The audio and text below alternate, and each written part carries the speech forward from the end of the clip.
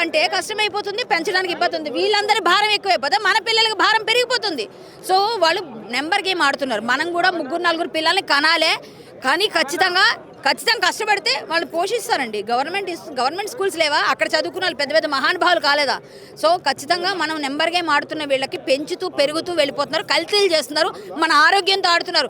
ఒక్కసారైనా మీరు పూలు పళ్ళు కూడా వాళ్ళే అమ్ముతున్నారు. వాళ్ళ దగ్గర సిగ్గు లేకుండా మనం కొంటున్నాం, సిగ్గుంటే మానండి. ఇప్పటికైనా సిగ్గు లేదు మనకి. పూతూ అని ఊసిస్తుంటే అదే తీసుకుని మనం వెళ్ళి దేవుడికి కడిగేసి పెట్టేస్తాం. ఇక్కడ కూడా కాదు, విలేజ్లో కూడా బాకీ, ఇది మొత్తం మండలంలో కూడా బాకీ కాదండి. ఇది మనం ఫస్ట్ నుంచి వాళ్ళు అవేర్నెస్ తేవాలి. వాళ్ళు అమ్మేది వాళ్ళు ఏం చేస్తారండి? మురికాలు ఇట్లా కడిగి తెస్తుంది. ఎన్ని వీడియోలు చూసాం మనం. పానీపూరి కాళ్ళతో దొక్కుతున్నారు, ప్రతిదీ. అయినా సరే మనకి సిగ్గు లేదా? మనమే చేస్తాం. మనం ఇట్లా మాట్లాడకపోతే ఎట్లా? మాట్లాడండి, స్పీక్ అవుట్. ఎందుకంటే ఇలాంటి సభల్లో అయినా మాట్లాడి మనం చెప్పాల్సింది బయటికి రీచ్ అయితే కొంతమందిలో 100 మందిలో ఒక్కరు మారినా ఆ ఇంట్లో ఆపేస్తే నెక్స్ట్ వాళ్ళకి ఒకటేనండి, డబ్బులు రాకుండా మనం ఆర్థికంగా వాడిని మనం బహిష్కరణ చేసామనుకోండి. ఆ విధంగా ఎక్కడికి వెళ్తారండి? శరణార్థులు అయితే కొడతారా?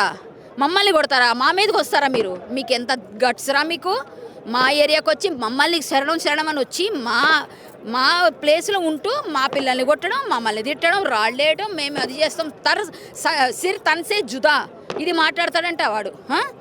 మేమెవరు చేతులు గాజులు వేసుకొని ఎవరు లేరండి. రాముని వారసులం, హనుమంతుని వారసులం పక్కాగా పట్టుకున్నామంటే ఇవాళ చూపించారంతా. వదిలేం. జై శ్రీరామ్. వదిలేదే లేదు.